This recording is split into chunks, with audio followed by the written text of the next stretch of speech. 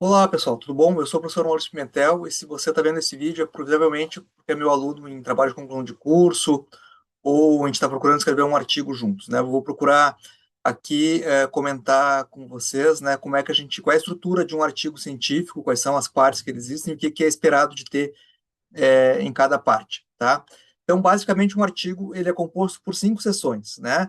Eu tenho, enfim, no começo ali o abstract, né? Mas indo para o artigo propriamente dito, eu tenho a introdução, né? Depois da introdução, um referencial teórico, a metodologia, uma parte de resultados ou discussão dos resultados. Muitas vezes é escrito de uma maneira junta, às vezes separam os dois, né? Dependendo muito do, enfim, do tipo de trabalho, as considerações finais e as referências, né? Então, são essas as partes de um artigo científico, né? Eu já sugiro, então, eu, uh, eu vou disponibilizar para vocês aqui uma espécie de um modelinho, né, que eu tenho com o que se espera, né, o que se encontra em cada uma dessas partes, com algumas perguntas, digamos assim, para orientar isso, né, e a partir disso, então, é possível vocês irem preenchendo esse boneco aqui com o tema de vocês, enfim, com o que vocês têm é, pensado a respeito da pesquisa, né? Então, no resumo, né, primeiramente, então, o que que o resumo precisa conter? Primeiro, o objetivo do trabalho, né, o propósito desse trabalho né, 3 pontinhos. Então, responder essa questão, né, mais ou menos o contexto teórico que isso está envolvido. Qual é o desenho, qual é a metodologia, qual é a abordagem que vai ser realizada para aquele trabalho, né? Então, o tipo de pesquisa, quais são as fontes de dados que vão ser utilizadas, como é que vai ser a técnica de análise, vou usar estatística, vou usar entrevista, o que vai ser, né? Como é que foi a amostragem dessas minhas fontes, né? Como é que eu cheguei até essas fontes, né? No caso de pesquisa documental, que documentos são esses? No caso de entrevistas, quem é que eu entrevistei? No caso de questionários, né? Quantos questionários foram feitos? Enfim, discutir um pouco isso, né? Brevemente, claro, no resumo aqui os principais achados do trabalho, né, o que, que eu achei, né, e é bacana a gente sempre deixar para escrever depois que já tem o trabalho pronto, né, a originalidade ou valor, a contribuição desse trabalho né, por que que ele é importante, e algumas limitações de pesquisa, né, então, isso aqui são alguns pontos do resumo, né, que de alguma maneira, enfim, compreende o que o trabalho procura fazer como um todo, né, e o resumo em geral, numa revista, ele tem de 150 a 250 palavras, tá? Não passa muito disso, então é uma coisa que a gente tem que tentar ser bastante sintético, né, nesse sentido. E depois palavras-chave, né, que são importantes para quê, né? São indexadores a partir do qual as pessoas às vezes vão buscar o texto de vocês, né? Então, para que outras pessoas encontrem o texto, seria importante escolher bem essas palavras-chave, tá? Bom, então indo para as partes do artigo já, né? Na introdução, o que que se espera que tenha numa introdução, né? A situação entre situar, né, o problema de pesquisa e o gap, ou seja, a lacuna teórica, né? Então, um pouco como é que é a lógica aqui? Eu estou fazendo um estudo, né? Eu estou conversando com uma comunidade científica de outras pessoas interessadas, no caso do turismo, por exemplo, né? E eu estou dizendo que tem alguma coisa que é importante que seja estudada no campo de turismo e que ainda não foi estudada, né? E aí, então, o meu trabalho vai procurar preencher essa lacuna, digamos assim, né? Ele vai procurar dar essa contribuição que eu estou afirmando que, enfim, não existe ainda estudo suficiente em relação a isso, né? Ou os que existem não contemplaram determinado aspecto, enfim, né? Então, vou criar um pouco uma situação em que aquele meu trabalho vai se tornar necessário, digamos assim, né? Então, situar esse problema de pesquisa e essa lacuna, né, que existe, né? Então, e aí apontar qual é a contribuição desse trabalho para o campo de estudos do turismo, né? Não, e aí que é importante, né? Não é para o contexto empírico estudado, ou seja, sei lá, se eu vou estudar um contexto empírico, eu estou dizendo a realidade concreta que eu vou estudar, né? Não sei, eu vou estudar Pelotas, ou vou estudar Porto Alegre, ou vou estudar o bairro tal, ou agência X, né? Não interessa tanto esse contexto, né? Mas uma questão mais geral que eu estou estudando a partir daquilo, né? É, então, por exemplo, se eu estudei na minha tese o turismo em Porto Alegre, né? Mas eu não estudei, não era a questão não era entender Porto Alegre em si, né? Mas era entender o quanto a partir de um discurso, digamos assim, né, de como é que eu tornava uma cidade turística, ou seja, como é que eu narrava essa cidade turística. Então, um problema mais geral, né, em relação a isso, tá? Então, essa é a situação do problema, né, na introdução. Um outro ponto, né, indicar até onde que a literatura já foi, o que que foi feito a respeito do tema, né, e aqui, nesse sentido, vocês vão demonstrar que vocês conhecem os principais trabalhos que já falaram sobre aquilo, então tá demonstrando que tu não é um João Ninguém, assim, que chegou do nada para fazer aquele trabalho, tu já leu o que foi feito, né, e que tu acha que é importante fazer esse novo trabalho que tu está colocando ali, né, então mostrar o porquê que vai ser o seu trabalho vai ser importante e inovador, né, e quais questões que ele vai responder nesse sentido.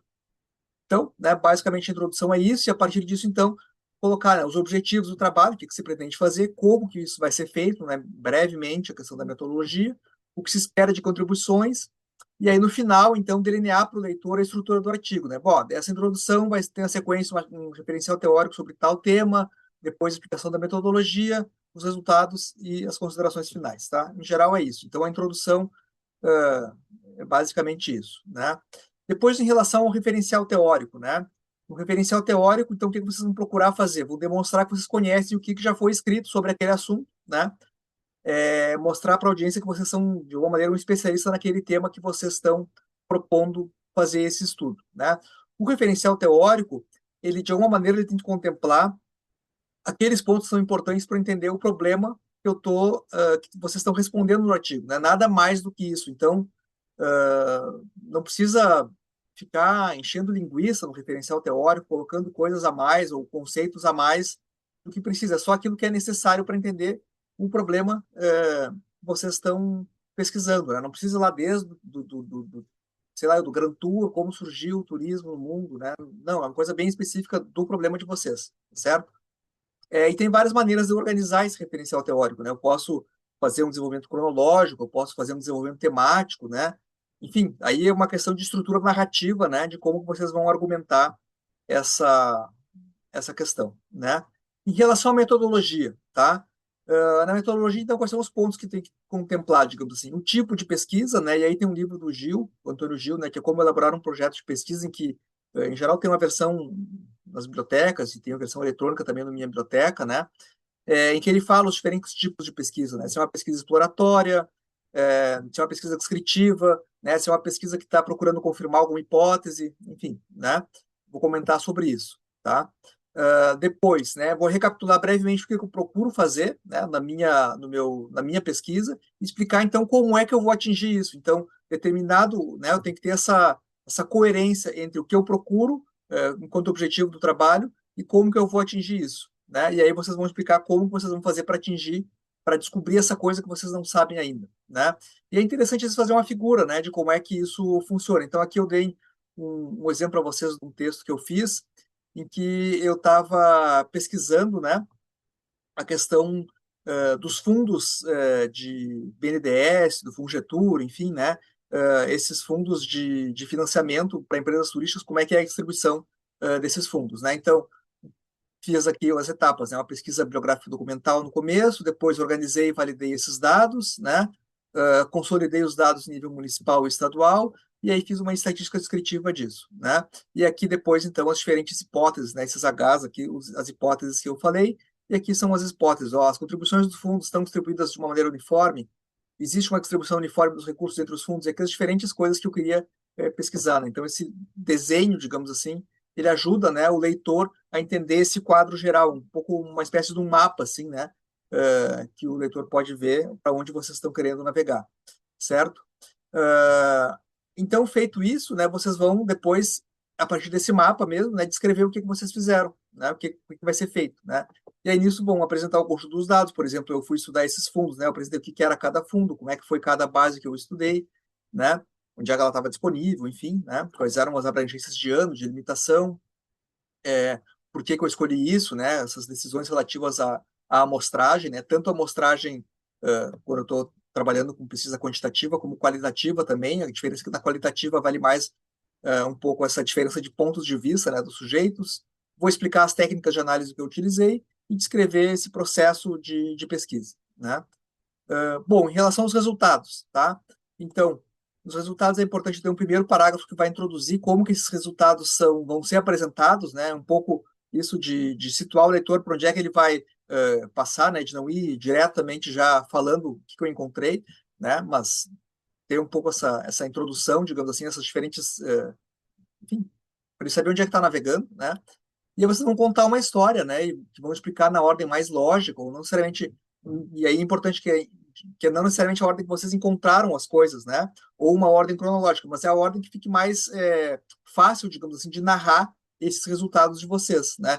Por isso, essa diferença importante entre como que eu estou narrando os resultados de pesquisa que eu tenho, né? Os resultados que eu encontrei, né? Então, muitas vezes, enfim, eu vou fazer uma análise documental, vou escrever textos ou anotações sobre esses documentos, eu tenho um monte de anotações lá, eu tenho que então depois dar um jeito de resumir isso, né, ou de ver como é que eu faço para apresentar isso de uma maneira mais sucinta e clara possível para quem está lendo, né? Então não é, digamos, é como se fosse um outro trabalho, assim, né? Não é a análise, né? A análise eu faço comigo mesmo, estou ali explorando diferentes questões, mas depois na hora de eu escrever esses resultados eu tenho que procurar ver como é que ficaria essa apresentação de uma maneira mais fácil e curta, né, e atraente para o leitor, né? E aí buscar então conectar esses resultados com resultados de outros trabalhos, né, que vocês já viram lá no referencial teórico, já indicaram, né? Então indicando quando são semelhantes ou discutindo quando são diferentes, né? Fazer essa conexão entre o que já existe na literatura, né, e apontando como é que esses resultados eles auxiliam a compreender o problema de pesquisa de vocês, né, aquela questão que vocês colocaram no final, certo? Bom, depois então vem essas referências do que seria a última parte do artigo, que são as considerações finais, né? As considerações finais, uma coisa que é importante dizer é que elas não vão trazer nenhuma informação nova, né? Então, se vocês tirassem ela do texto, né, ela não pode trazer nada de novo, né? Tudo já deve ter sido dito. O que as considerações finais vão fazer, então? Elas vão recapitular o propósito do texto, ou seja, vão dizer, bom, esse trabalho procurou fazer isso, né, e voltar lá nos objetivos, né, e dizer mais ou menos o que vocês procuraram fazer, e vão dizer em que medida essa questão inicial foi respondida ou não, né? Apontar qual é a implicação teórica disso, né? Essa famosa pergunta, tá, e daí, o que interessa, né, esse meu trabalho, e para quem interessa esse trabalho? Então, isso de ser bem explícito nesse sentido, muitas vezes a gente sabe, né, enquanto autor, mas não explicita isso para o leitor, né? Então, por mais que seja uma coisa que pareça óbvia, o óbvio tem que ser dito, né? E esse aqui é um lugar para fazer isso, tá? Traçar essa relação com estudos prévios, então, se são coerentes com o que já foi dito ou não, se tem uma coisa diferente, né? E nesse sentido, tem as inovações do trabalho, né? As contribuições do trabalho, quais são as implicações dele para gestores e profissionais, né? Sugestões em relação a quem está atuando na pronta, né? Na prática, e também limitações do trabalho, né? Enfim, de repente não consegui pesquisar tal documento ou uma fonte, ou faltou alguma coisa, ou seria interessante eu fazer uma pesquisa mais aprofundada sobre uma outra ótica, ou sobre um outro tempo, enfim, outro recorte, né? Sugestões para futuras pesquisas e algumas limitações do trabalho, né? Então aqui é mais ou menos aquele momento em que vocês tiram um de vocês da reta, entendeu? Imaginem, antecipem críticas que possam vir a ser e já coloca, né? E de alguma maneira diz o que se fez para minimizar essas críticas, né? Bom, aí as referências, né? Coloquei aqui, aí depende de cada periódico que vocês mandam, né? Às vezes é a BNT, às vezes é a APA, enfim, né? E aqui algumas perguntinhas, né? Que são critérios para uma boa pesquisa, né? Se a pergunta de pesquisa é pertinente, se ela é válida, é importante que seja respondida, né? Se o desenho da pesquisa, ou seja, a metodologia está explicada de um modo claro, se esse desenho garante uma conclusão válida para aquela pergunta, né? Se é um jeito bacana de responder aquela pergunta, se é o jeito mais simples de fazer isso, né? Porque às vezes também o pessoal faz uma coisa muito complicada que não precisaria necessariamente, né? Se os achados empíricos foram explicados, foram analisados, foram discutidos de uma maneira apropriada e didática, ou seja, aqueles resultados, né, de vocês, se esses achados empíricos, né, se eles, de alguma maneira, são relevantes para além daquele contexto estudado, ou seja, né, eu estou procurando responder a um problema mais geral de pesquisa, então aquela reflexão sobre aquele caso específico, ela ajuda essa reflexão sobre questões mais amplas, são aplicáveis a outras situações, né? Se o trabalho garante uma conexão com o que já foi feito antes, né, e com as teorias que já existem, e se ele é um artigo de fácil leitura, tá?